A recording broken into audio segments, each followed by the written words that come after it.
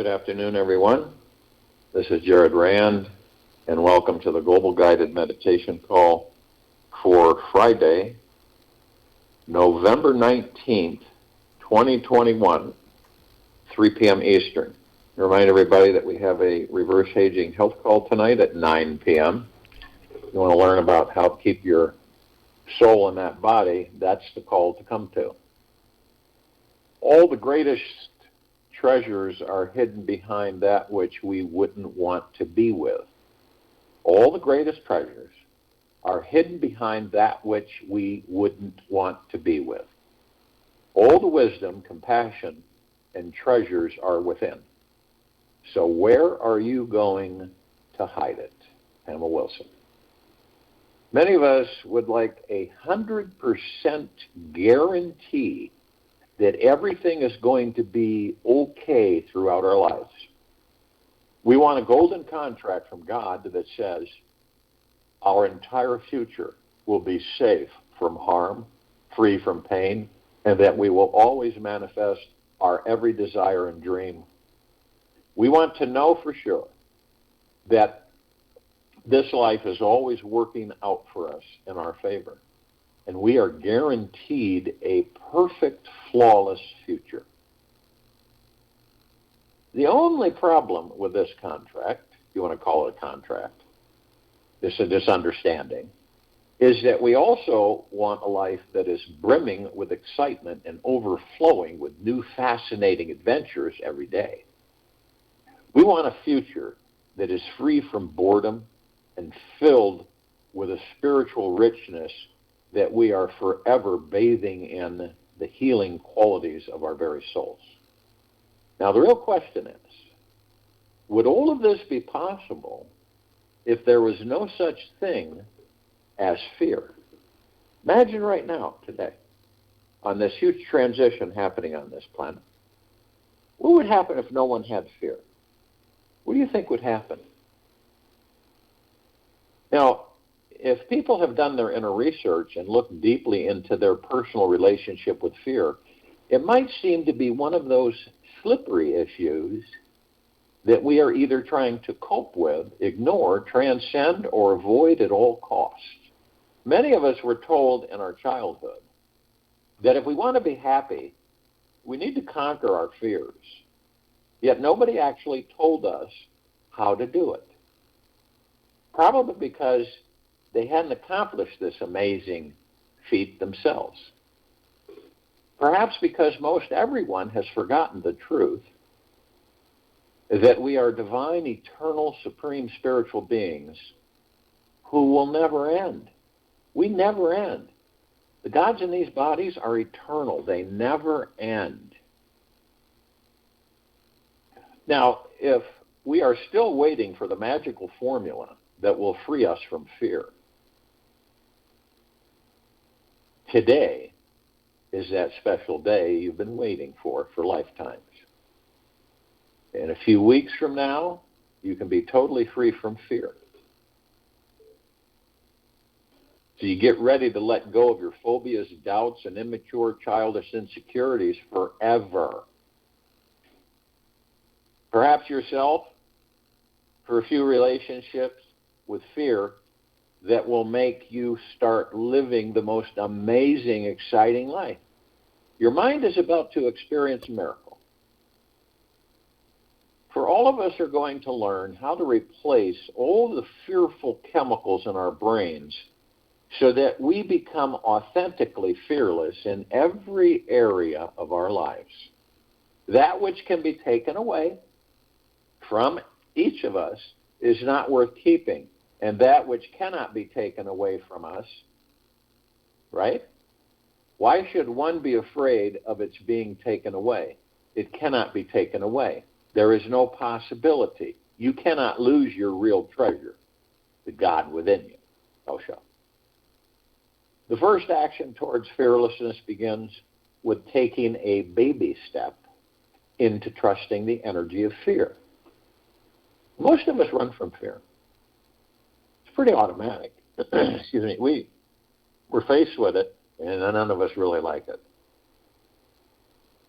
Now, this trusting energy comes from a spiritually advanced understanding that we live in a divine, benevolent, conscious universe that never makes a mistake and has no room for coincidences because those don't even exist.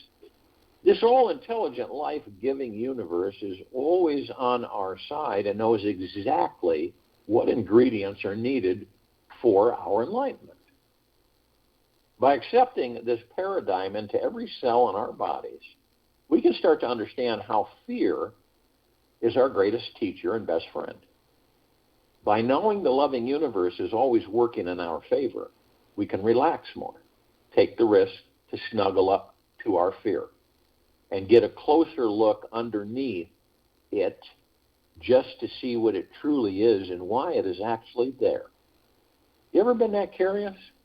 You know, when you have fear, you ever say, why am I having this fear? What's its root? Where's it coming from? In becoming truly fearless, we'll need to develop the daily practice of deep, authentic curiosity with ourselves. We will need to explore why we are afraid of whatever we are afraid of. What is this special avoidance that is hooked deep into our gut and heart really all about? It is only through a childlike curiosity and true heartfelt inquiry that we can turn our worries into wonders and catch a glimpse of what it actually is that we are running from. Looking inside, behind or underneath our fear for the first time may seem life-threatening or feel as if you're about to enter a secret cellar door that's been hidden for hundreds of years in the back of your great-grandparents' first home or wherever. This is the right place to start, somewhere that feels very familiar. It's very familiar, familiarly frightening, and instantly makes us want to run and hide. Be aware, the mind, each of our minds is a genius at avoiding what it needs to confront. We have all sorts of strategies and tricks at getting distracted from peering into places which make us uncomfortable. Always be infinitely patient and insanely persistent whenever you approach your fear. Be infinitely patient and insanely persistent whenever you approach your fears. Now, perhaps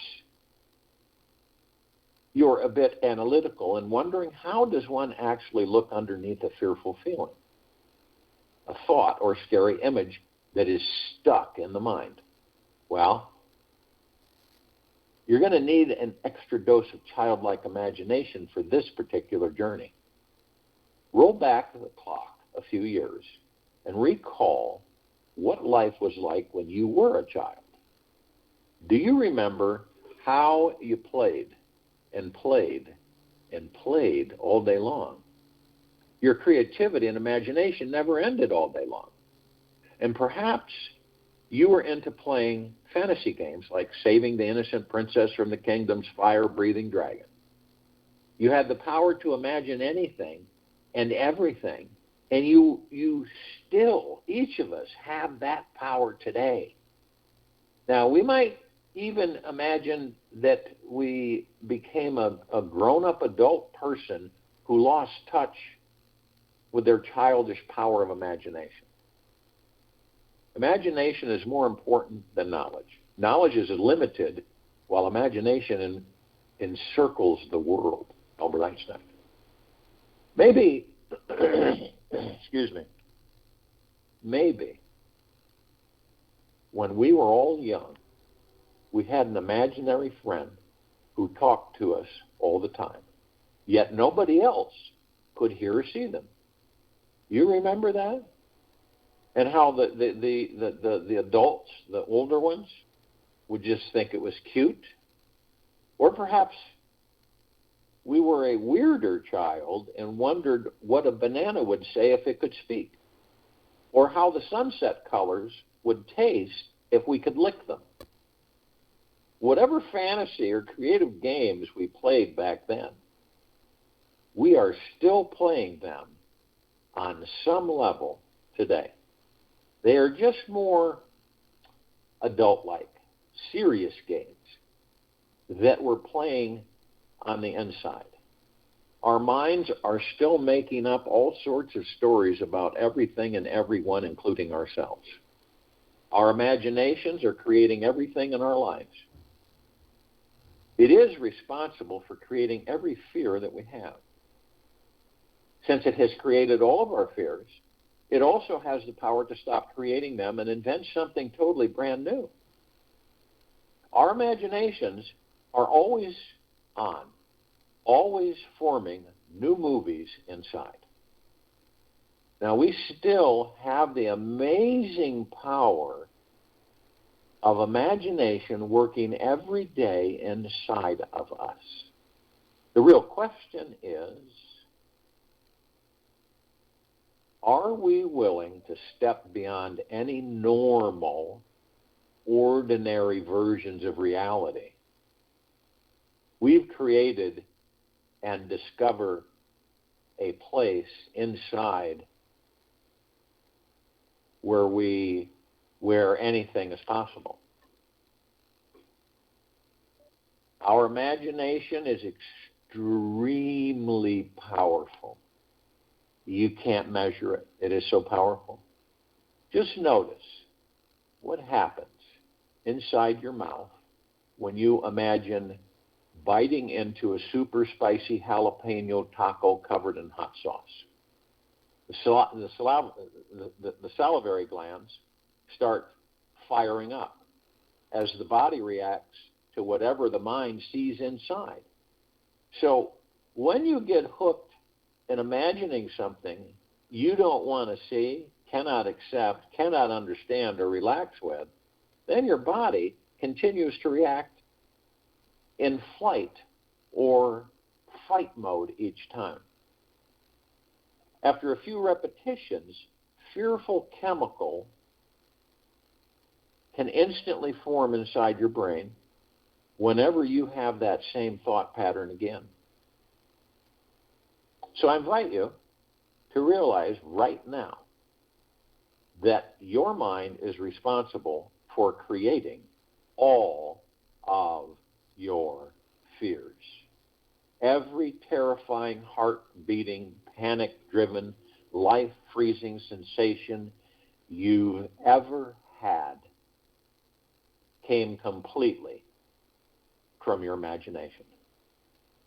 The trust is your mind, right? The trust is your mind is making a movie all the time. It seems very real, yet it is still just a movie inside the screen of our minds. That which is real is what never changes. And the only thing that doesn't change is the gods within these bodies, because they are divine perfection. The constant stream of pure white light, awareness, and the back of the cinema show. This light is what's projecting all the images you're seeing on the screen. If you want to become authentically fearless, you must choose and must take full responsibility for your inner movie show and get in touch with what your deepest, darkest, fearful movie truly is. This is not just about getting over the Nightmare on Elm Street horror movie, yet dealing with the real fears which are blocking each of us from creating the lives that we truly want to live. Now, this fearless commitment to ourselves is that we will stop avoiding fear for the next 21 days of our lives and instead explore it with a childlike curiosity. Perhaps we are afraid of intimacy, giving public speeches, great heights, insects, dogs, huge crowds, or tight elevator spaces. Take a few minutes right now Write out an extensive list of everything that makes you cringe and want to run. Again, sometime today, write the list down. Write the fear, and then write why you're fearful of that fear. Include everything you can think of until you are empty. You've emptied it all out. Take as much time as you need in making your fear list. It can be one of the most liberating things you will ever do yet this year. Courage is not the absence of fear, but rather the judgment that something else is more important than fear. Ambrose Redmoon. Courage is not the absence of fear, but rather the judgment that something else is more important than fear. You see, we start with fear, and then we have courage. The fear moves us into courage.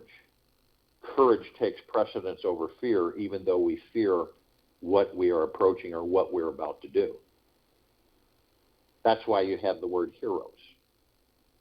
In all combat or any kind of instances, people, even though they're fearful and don't know what to do, something causes them to click into courage, and they do amazing feats, save many lives, pull people out of fires.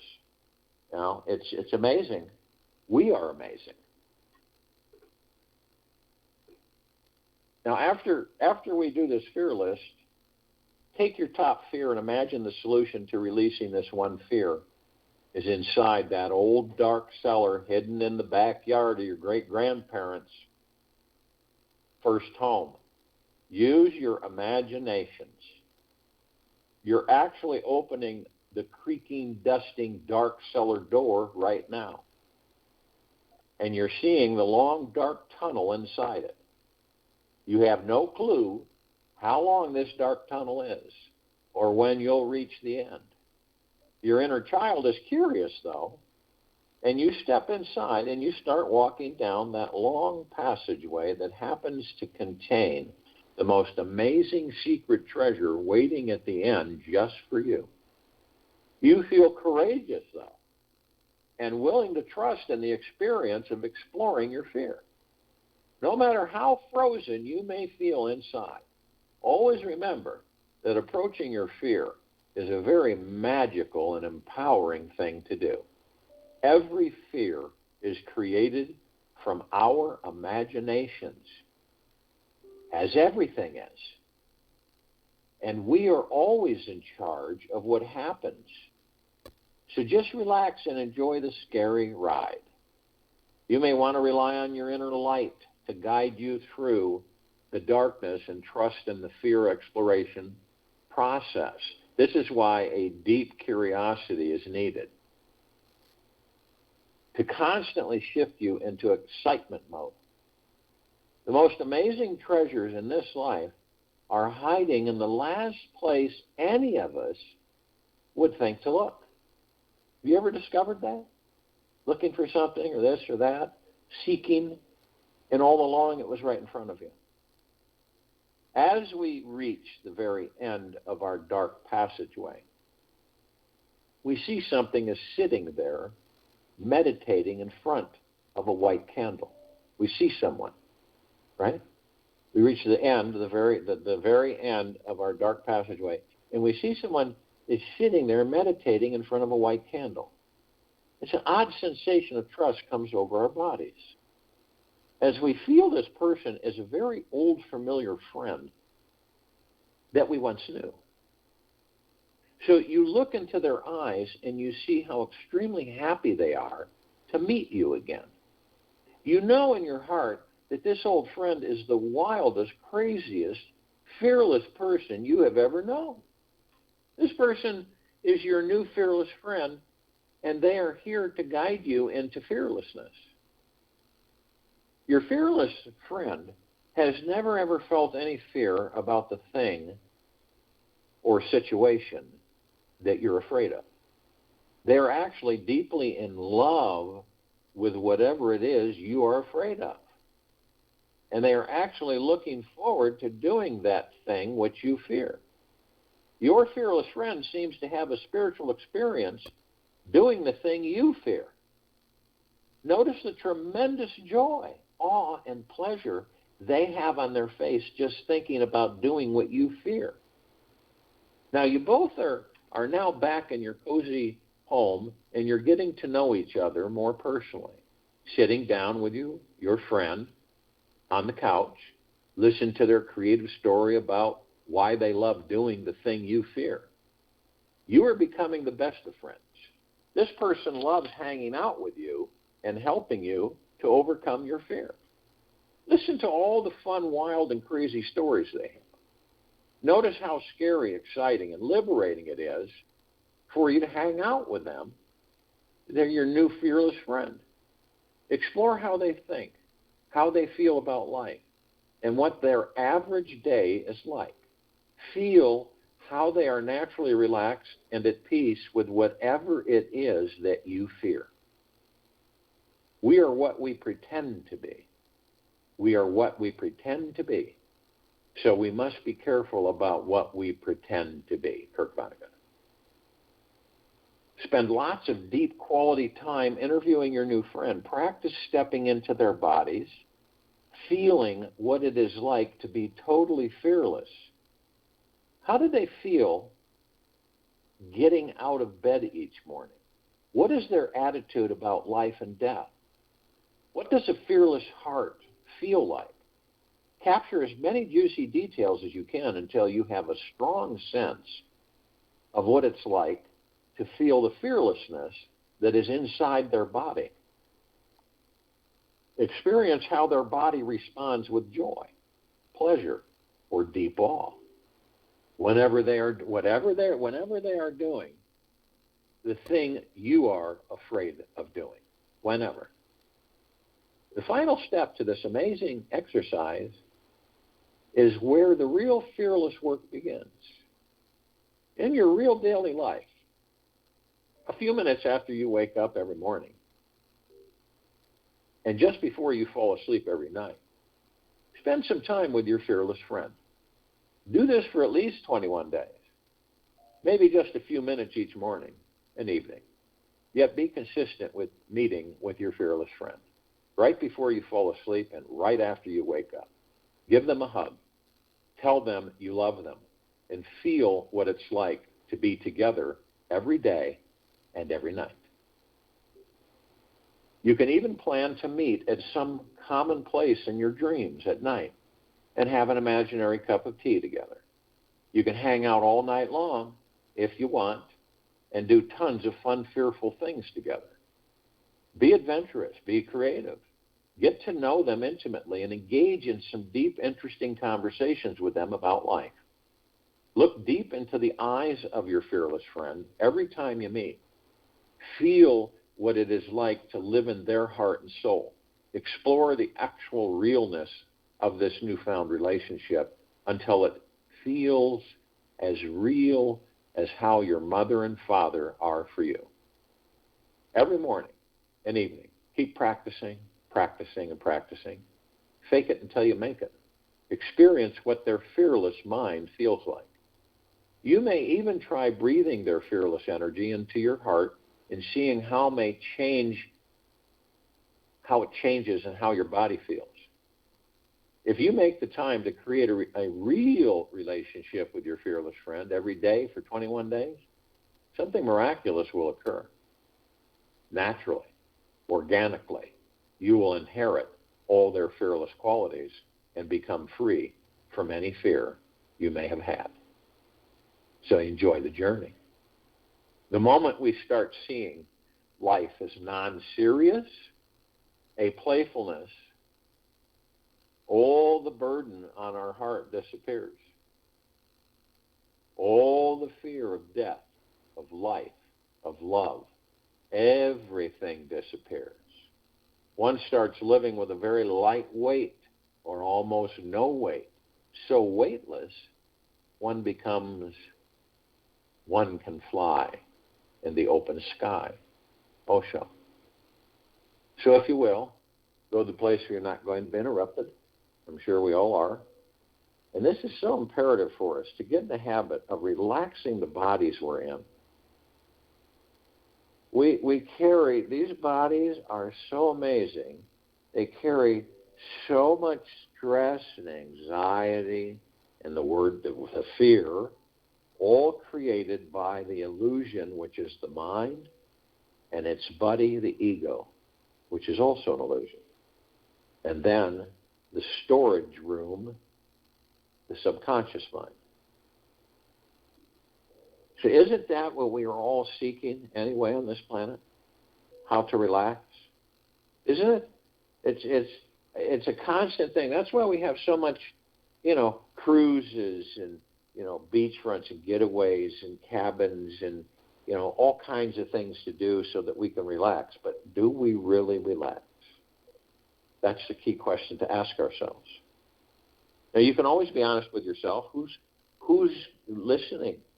Who's really listening? You and the God within you. So you be honest with yourself. Do I really relax? Am I really relaxed now? Again, our childlike curiosity. Fun. And you start to realize is that until that we're able to make friends with our fear, we're going to be stressed. In some way, shape, or form. Doesn't mean we know it, say, because most of us are so used to being stressed that we don't think we're stressed. Oh, I'm not stressed. I'm really relaxed now. Say, have you heard that statement before? I'm not stressed at all. I'm really relaxed. And then when you start to realize is that you, each of us, are truly the masters. And so you say, okay, so what's the body carrying? Body, what are you carrying right now? What are the fears, anxieties, worries, and stresses? What's happening? Why do I have these? Have you ever gone through the day and you see, you got up in the morning, you seem to have enough rest, but you just drag through the day? It's because of the weight sometimes gets to us. And the weight is an illusion. And the fear is an illusion. Because we've attached ourselves to these bodies so much that we actually believe we're the body. That's where we get in trouble. Because we're not the body. And so when we get so seduced that we believe that we're the body, that's when we get lost because we don't know who and what we are. But once you believe and understand that you're not the body, that you're God within the body, then you can relax the body. And it's not hard. You address the things. It's just like the hot air balloon with the little bags, sandbags with little ties on them. That's all of the stuff that we carry with us. And what does it do? It keeps the balloon on the ground. It keeps the basket on the ground. We can't fly because we're so weighted down with things. And who weighted us down? We did. It's not a bad thing. But we weight ourselves down with stuff, and there's no reason for us to do it. So then when we look at that, we say, I don't need to be carrying all this. Why would I do this to myself? Why would I do that to you, body? We're carrying all this excess worry, stress, fear, anger, anxiety, greed, all this stuff, all attached to an illusionary world that we created to entertain ourselves. Isn't that amazing? So when we actually do get our ducks in a row, then we see the body as a vessel to take us around. Now, don't we want that body to be as effective, efficient, happy, and joyous as possible? Don't we? Now, we know what happens because we've all experienced. When we don't take care of our bodies, it's like a car, right? A vehicle. And we just drive it. Don't think anything. Don't change the oil. Don't do this. Don't do that. Just don't maintain it. Don't do anything. And just keep driving it. And one day it stops. Won't run. You have no clue why. Because you never took the time to learn about how it operates. See what I mean? But then when you start understanding that I got to know this body that I'm in, I want to make sure it's relaxed as much as possible. And how you do that? Like we're doing right now. You focus on your breath. Easy in through the nose, easy out through the mouth. And you move yourself and you leave the mind, the ego, and the subconscious mind alone. You don't engage them. See, this is what we do every day. We engage the ego mind. And then, of course, what happens? The mind starts generating all kinds of things.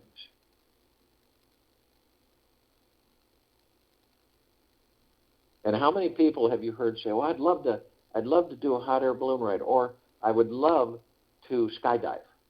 Okay? This is one of the key things that people face their fears. And you see these people doing crazy things, right? Well, I wouldn't be doing that. They're nuts. Why would they do that? They're facing their fears. Now, I don't think that most of them it's conscious that they're facing their fears. But anyway, they're facing their fears. Some people do it to face their fears. You know, I've always wanted to skydive, but they say, I've been scared to death to do it. What if something breaks, or what if it doesn't work and I just smash into the ground? These are the first thoughts of the ego mind. Instead of saying, I'm protected, things will just be absolutely glorious. So I'm going to jump out of a plane 10,000 feet up, and I'm going to skydive. Or I'm going to bungee jump off the side of a bridge. You've seen people do that too, haven't you? And what do you immediately get? A fear. A fear. It hits you. And it's just briefly, you go, no, you want to do this? Nope. You can do it. I'm not doing that. That's not for me. And see, this is kind of a dead giveaway on those of us who have these fears. Fear of the unknown is basically what it's called. It's fear of the unknown. Fear of what? Fear of love, right? Love for yourself, number one. Fear of wealth, right? Fear of poverty. These are unknowns. They're unknowns to us. So we fear the unknown, which is where all the fears come from. And then the mind conjures up more fears. So then when most of us won't explore the fears, so the body stays tense, stressed. And this is the whole reason why we want to relax the body. We drop the fears, we face the fears, and we become fearless, because any fear that comes up, we address it. Okay, so why are you here? Why did the mind create you?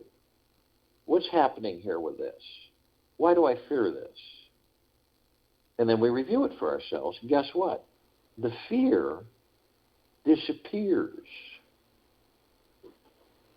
And every time we have, and understand, the ego mind is always replacing fears with fears. So as we eliminate fears, more fears come in. You ever notice that? One will fade out, another one will come in. In this way, the body is heavy, draggy. Sometimes we feel like we're carrying 2 balls and chains on our ankles as we're drudging through thick mud. You ever felt that way? You say, man, I got to just take a break here. This is really heavy duty. I don't know what's going on. But then how does it feel when that ball and chains, both of those ball and chains are off your ankles, and you can actually leap long distances?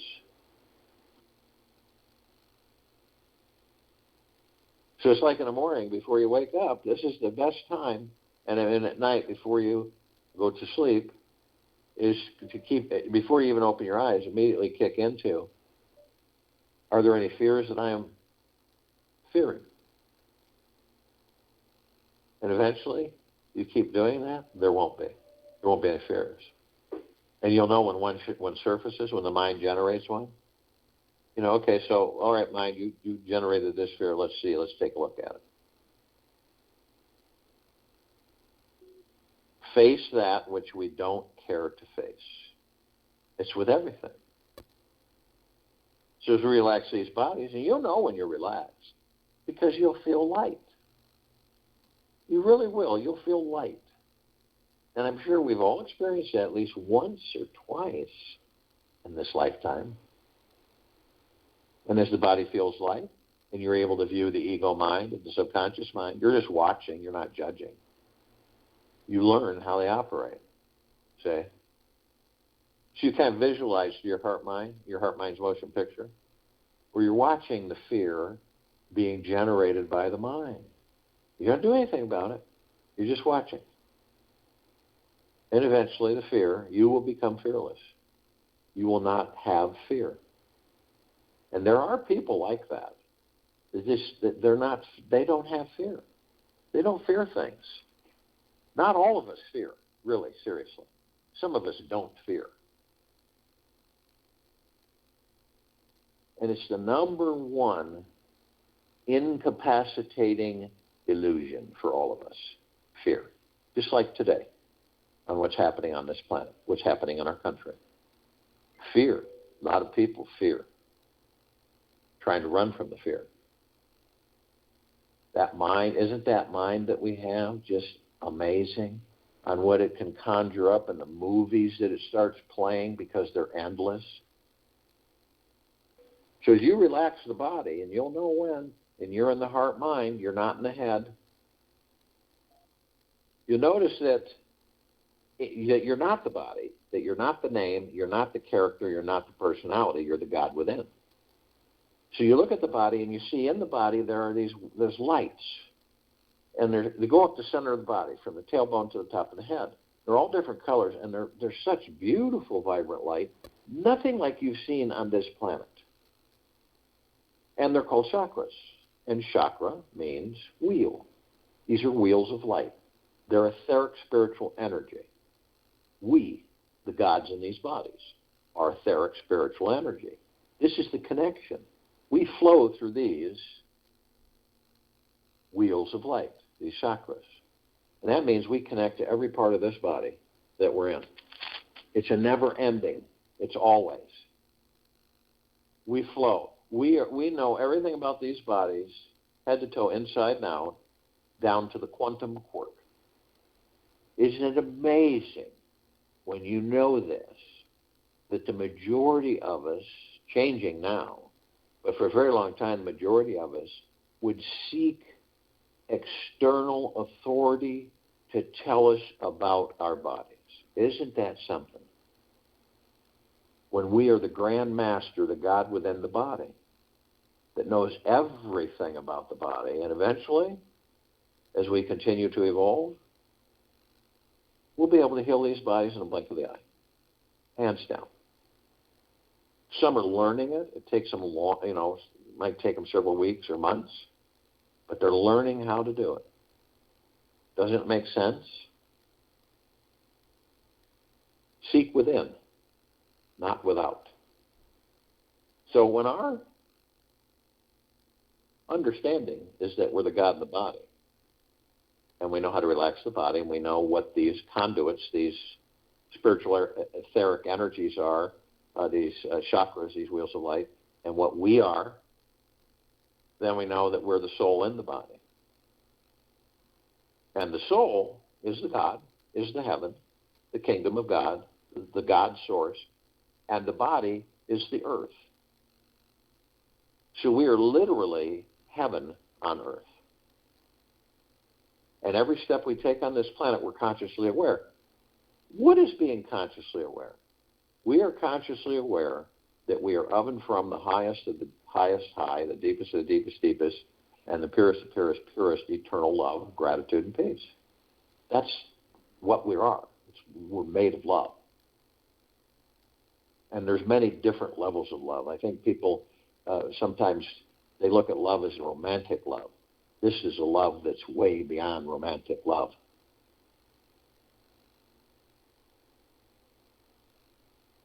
It's super powerful. Nothing can even touch it. So when we every step we take on this sacred planet, every step, we're creating paradise, literally. Not only that, we're shining our God force, love, light, energy. We're shining the God force, love, light, energy. This is pure, deep, eternal love. And we're blasting it everywhere. On everyone. Doesn't matter, okay, if they're wearing a mask or whatever is going on. We have a tendency to judge the surface and not understand that the God within that vessel is part of us. Purely sacred, divine perfection. It is an honor to be in the presence of parts of the gods that we are. It is a pure honor. Now, we all reminisce we put out about 60,000 plus thoughts a day. We do ourselves. We generate this. We have another 10, millions of them floating by like clouds in the sky that aren't ours. They're not our thoughts. They never were. They're programs. They run by, and sometimes we grab onto them. So you literally could be focused on the now, just the moment, right? And you wander off. Not a bad thing. We wander off all the time. All of us do. We're not exempt from it. But here's where it's very important to understand: to be gentle, kind, generous, humble, and in the deepest eternal gratitude, 24/7. So that when this does happen, not a biggie. I'll focus on my breath. I'll be in the now. You see how that works? And you'll be able to identify when these thoughts come in, not go out, but when they come in, you go, that thought's not mine. Boy, they seem like they are, don't they? Don't those thoughts seem like, these are mine? Then where is this thought coming from? But it's identifying with you, isn't it? But it isn't you, and it isn't your thought. That's the tricky part. You immediately will know in your heart mind, it'll pick it up immediately. You get to that point of mastery, and you'll say, that's not my thought. And it'll move by. That's how you don't engage those thoughts. And we all reminisce, and we all have memories, which is good. We keep them stored in our subconscious mind library, and we go there and we reminisce. We might be something. It's like this time of year. It might be a Christmas ornament, It might be some song that comes on. But it jogs our memories, and we just kind of go in there and, oh, I remember this. Wasn't that a great time? Boy, that was a good dinner, wasn't it? But we don't stay there. We move on, right? Now, some of us will stay there. And you picture 3 paths in front of you. And we can all visualize this. On the left is the past. It looks pretty worn. It's a golden, shimmering path. But you could tell that the branches on the trees have worn, the leaves have worn off down this golden path. And then you see the center path, and it's vibrant, and it's glowing and sparkling, and the trees and the path are glowing and sparkling, this golden light. And you can say, wow, that path hasn't been used much. And then the one on the right is future. And again, it's like the one on the left, the past. And it seems worn, and it seems that it's been really, really used a lot. And most of us ignore the now. That's why those paths look the way they do. And a lot of us will stay in the past. And I don't think that we consciously know it, but we get in the habit of it. And so we end up taking that past, we bring it into a future that doesn't exist. We create that future from that past, and we relive that past in that future. This is why a lot of people will say to themselves in conversation, no matter what we do, we always end up here. Others of us will go into the future. None of it's bad. We go into the future, but the future doesn't exist, but we don't know that because we don't know we're in the now. We don't like, and so we're creating the future in the now, but we think the future is already there. So we wander into a void, and we say, when is this going to happen for me? When am I going to have my life mate? When am I going to get the better job? When am I going to get paid more? When am I going to be happy? When am I going to feel better? You see how we do that? We do that. And when this all starts happening, that's where these thoughts pull us out of the now. And so, which aren't ours. So you focus only on the now, which is your breath. When you have the breath and you listen to the breath, and it's a habit, you get into it. At first it seems kind of strange because it isn't in your comfort zone, but eventually you begin to like it. And you're only on the now. And then you'll get to the point that you'll have a strange question asked you. We all get these questions from other people. It's like, hey, Alice, where do you see yourself in 5 years? And your response is going to be a lot different than what they're used to hearing. I have no idea. The only thing I know is real is this very moment I'm in, the now. I have no idea what's going to happen 10 seconds from now, 10 minutes from now, 10 years from now, 10 months from now. I don't know, and I don't care. The boat's taking me, the current's taking me, wherever it chooses to take me. It's the unknown. That's where all the possibilities are. This is how we face our fears and eliminate them.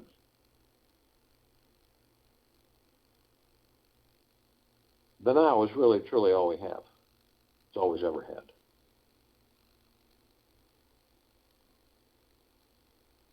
Now, if you were to leave the planet, go about 200 miles out, and you looked at the planet, you would see that this planet glowed. You got about 8 billion gods on this planet, all housed in life forms, right? And so if you really want to get technical, we got a lot more than billions. We got a lot more than 8 billion. Because it's funny how some of us as gods will enter different physical vessels just for the opportunity to experience what it's like to be that, what it's like to be a tree, what it's like to be a bear, what it's like. Isn't that what experiencing is all about?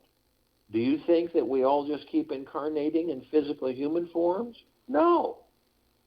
That wouldn't be pretty. That wouldn't be too smart, would it? We got to learn. We want to learn what a tree is like, because it's all part of us. At 2 o'clock. A tree does not live without a God force within it. The life is the God, not the tree. Just like the life is the God within these bodies, not the body. The body carries so that we can experience physical life. We're the life. We bring life to the body. We are sacred. Life is the highest supreme value in the universe. That's why that statement's made. We are sacred. All life is the God.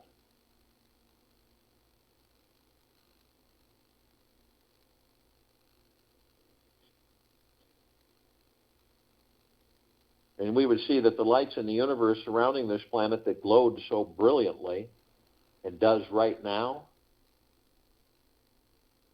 are dim lights in comparison. We have parts of ourselves that are asleep. We all know that, as gods that we are. We have parts of the gods that we are that are asleep. We aren't concerned about them because we know that those parts will eventually awaken in their own time. We concentrate on the parts of the gods that are awake to a certain extent, that are consciously aware.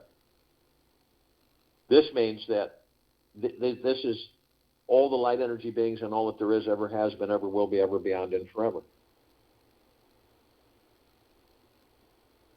And they come in gigaplexes, and one gigaplex fills this entire universe with not even 1 square inch of sacred space to spare. They come from trillions of universes and trillions of gigaplexes from every direction.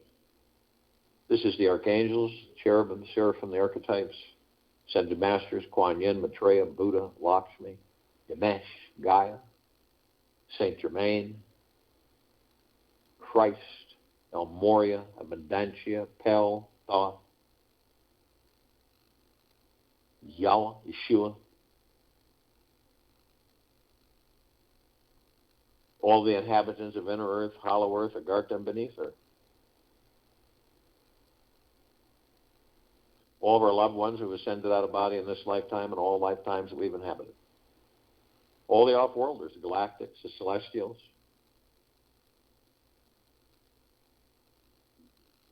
Now, light energy beings on, in, above, and below this planet, because of our eyes, we only see 1% of what is. So we don't see them. The different light spectrums, the light prisms, the infrared, the ultraviolet, the different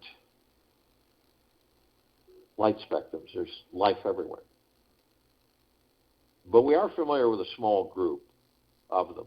The fairies, the sprites, the elves, the gnomes, the dwarves, the trees, the trolls, the elementals, earth, air, water, fire, ether, wood, the mermaid, the dolphin, the whale, the pegasus, the unicorn, the centaur, the minotaur, and many, many, many more. Now, we interact with water, don't we? we didn't have water, would these bodies survive? Nope. What about air? If we didn't have air, would these bodies survive? Nope. Wood. Could we survive without wood? Nope.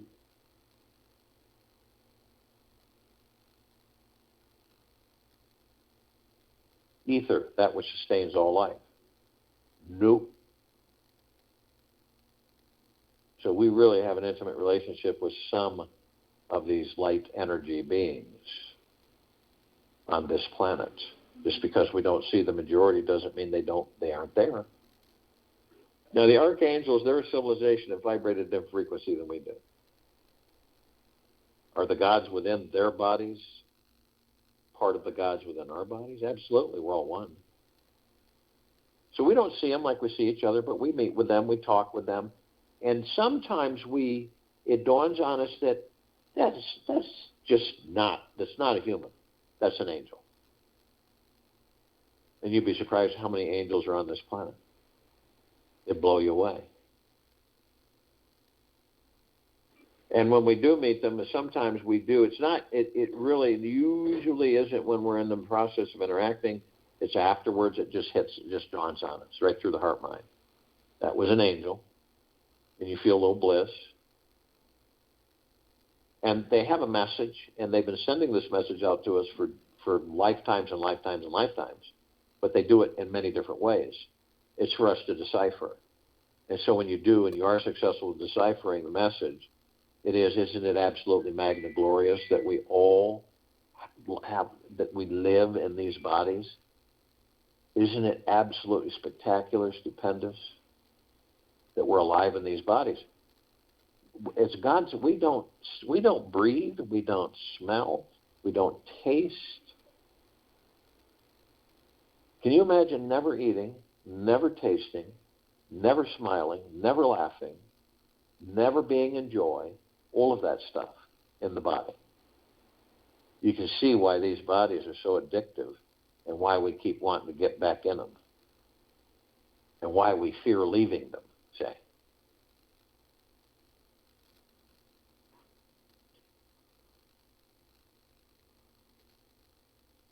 Now, they can surround any one of us at any one time in the tens of thousands, tens of millions.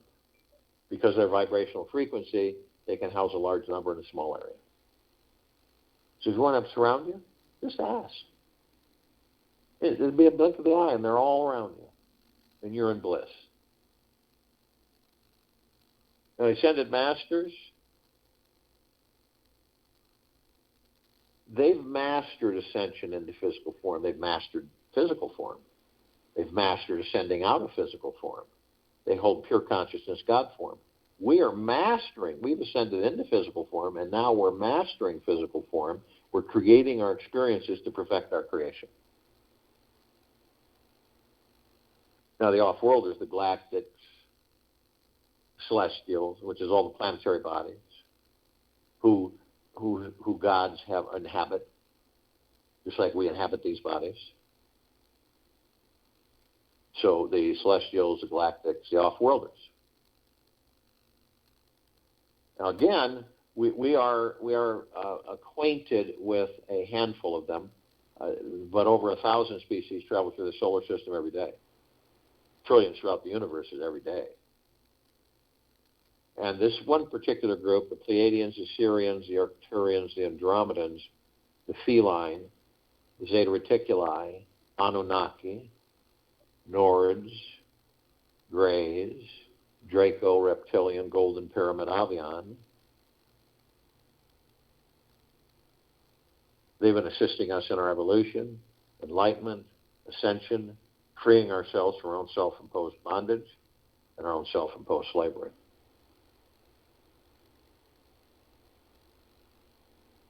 Now we're all gathered, so to speak, arm in arm, hand in hand, in full compassion, non-judgment, non-ego, non-negativity, stillness of mind, gentleness, kindness, generosity, and humbleness, bliss, joy, peace, tranquility, benevolence, prosperity, abundance. And we're all one. And we're all God. And we're all love. And our God force, love, light, energy is in all that there is, ever has been, ever will be, ever beyond, and forever. And it continues to intensify, and it continues to expand. We immediately form a circle of light around the equator of this planet Earth, Gaia, Arya, in this now. Where does this light come from? It comes from the gods that we are. It comes from the kingdom of God, which is within each and every one of us. It is the God source. We are the God. This light is the highest of the highest high, deepest of the deepest deepest, and the purest of the purest purest, eternal love, gratitude, and peace. And it is flooding this planet. It is flooding all life, the highest supreme value in the universe. Non-stop. Infinity. And we begin to ascend above the planet. We're immediately met with this massive ocean of glitter. It's so spectacular. It's like a super grand finale fireworks show. It's a tremendous super laser light show. It is a massive ballroom mirrored globe reflecting light 1 trillion times larger and 1 trillion times more intense, all combined. See that through your heart, mind's motion picture. Bouncing, flashing everywhere. So we're so curious that we look to the reflective points and we see that these little tiny microscopic etched mirrors, and we go into them and we discover that all of us, all life, housed in whatever physical form it chooses, is learning and teaching each other. Parts of us are teaching other parts of us. Isn't that amazing? It's a constant. We're either learning from each other, teaching each other, or both. It's never none. It's always some. So when you begin to realize this, that the bug on the rug houses life. The life runs the bug. Life experiences what it's like to be the bug. It's the same with the fly on the wall. Same with a tree. Same with a cat, a dog, a bear, a wolf. It's endless. It's absolutely endless. And when you begin to understand that, you will see that there's no way you would ever be bored in this life. Ever.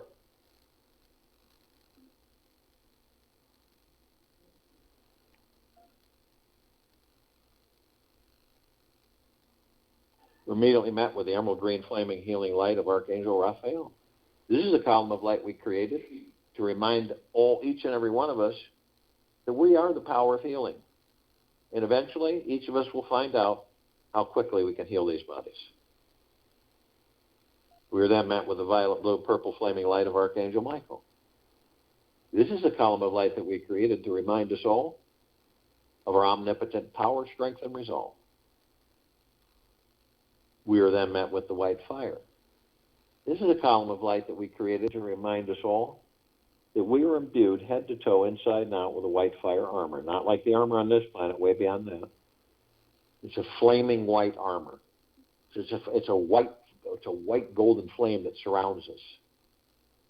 And it is impenetrable because it comes from the God source, love.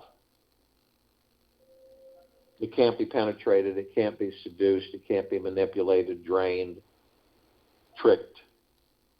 All the lower dark matter, survival matter frequencies stay away because the vibrational frequency is so high of love, they wouldn't survive, so they have to stay away. So no attachments, no possessions, no lower dark matter, survival matter frequencies shenanigans. Yet, only you have the power that if you decide to lower your vibrational frequency low enough, whether consciously or unconsciously, through hatred, anger, fear, greed, envy, hurry, revenge, you will create a breach in your white fire armor. Enough so to allow all the lower dark matter, survival matter frequencies to come flooding in. Now, if you do decide to do this, then, of course, the possibility of possession, attachment, and many other interesting things can occur.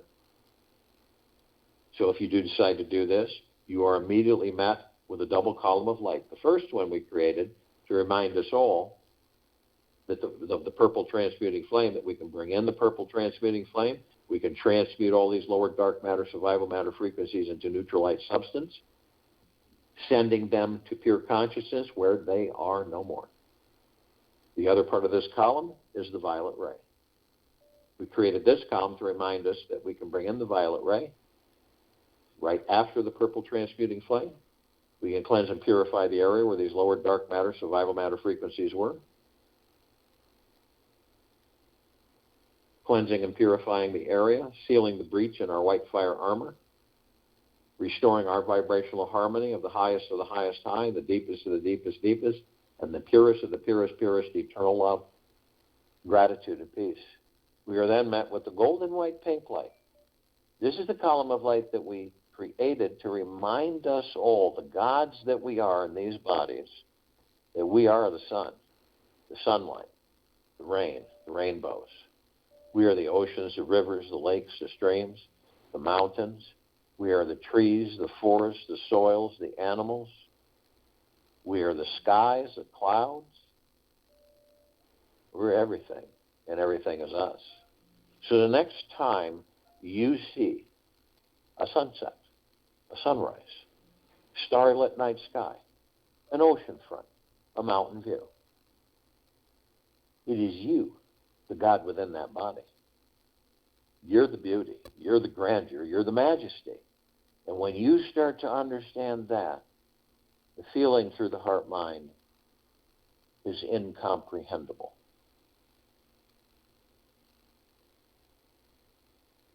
We continue to ascend above the planet.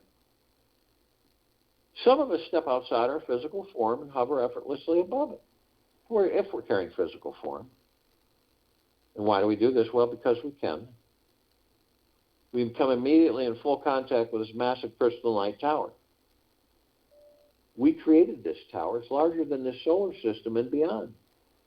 In the center of the column, there's this oblong sphere. In the center of the oblong sphere is a golden white ball of light. It is huge.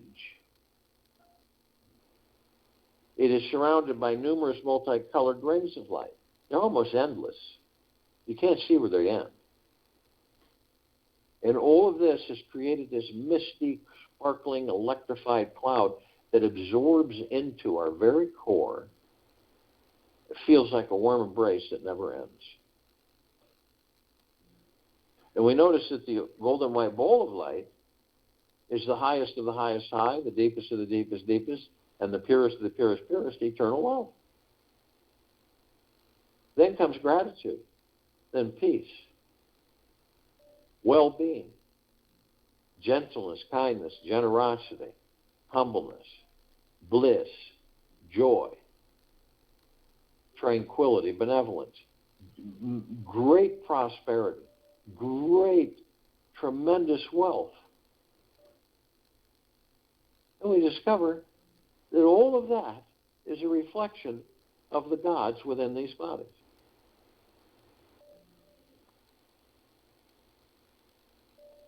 At the top of this crystalline tower, we designed it so the golden ocean can come cascading down 360 degrees as it's doing now, flooding all of us, bathing, saturating all of us, head to toe, inside and out. All life, highest supreme value in the universe. What is the golden ocean? It is the highest of the highest high, deepest of the deepest, deepest, purest of the purest, purest, eternal love. Never ends. We are all drops of this golden ocean. Not only that, we contain the essence of the golden ocean. The golden ocean is the drops of the golden ocean. And the only illusion is separation. We see our meditative sphere, it's that center circle. We created this sphere moving towards 4 years ago. It holds nearly 1,700 of our meditations in perpetual motion. Think about that. Millions of us gathered, all parts of each other, all gods, inhabiting different physical forms, concentrating on this little blue planet on the outer rim of the Milky Way galaxy for its complete liberation, cleansing to the deepest level for the first time ever. All the intentions of all these meditations, they don't drain, dissipate, disappear, weaken. They do the opposite. They intensify and they continue to expand. This is never ending. You feel it. You can dip into it any time you choose, any time of the day. You know you're an awakening being when in the midst of chaos and suffering you are completely at ease.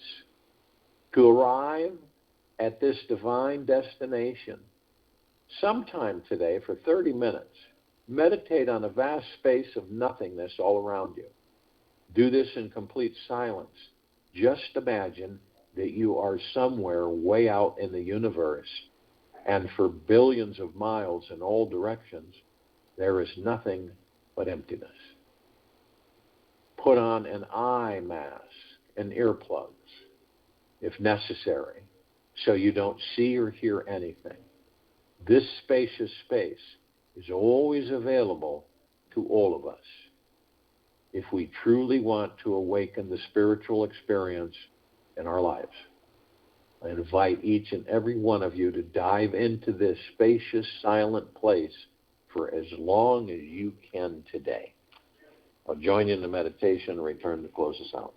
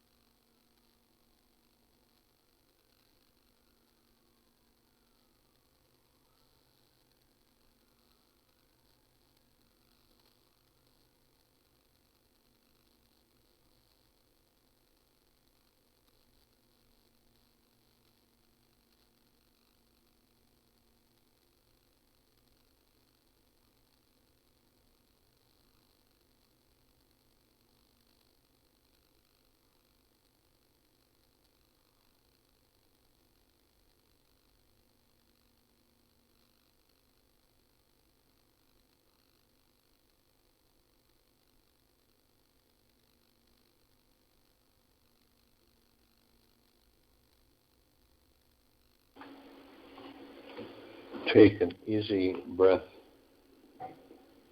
in through the nose, and an easy breath out the mouth. Move easily and slowly. It is your choice when you let go. Not if you can.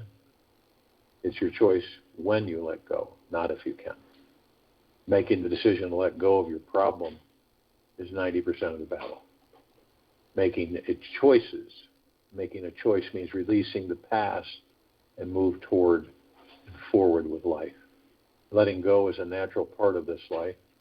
It is the initiating key in the enlightenment process. It starts when you stop judging yourself and your life and begin to merge with the experience of the whole thing. Make that decision today to let go of any indecisiveness and move forward with confidence that you can choose to take a baby step towards today letting go of your judgment on your life and enjoying the experience more often. Take this with you for the rest of the day, into the evening and night and the following morning. And we will return here tonight at 9 p.m. Eastern to continue our reverse aging health call, and tomorrow, Saturday, November 20th, 2021, to continue our global guided meditation call.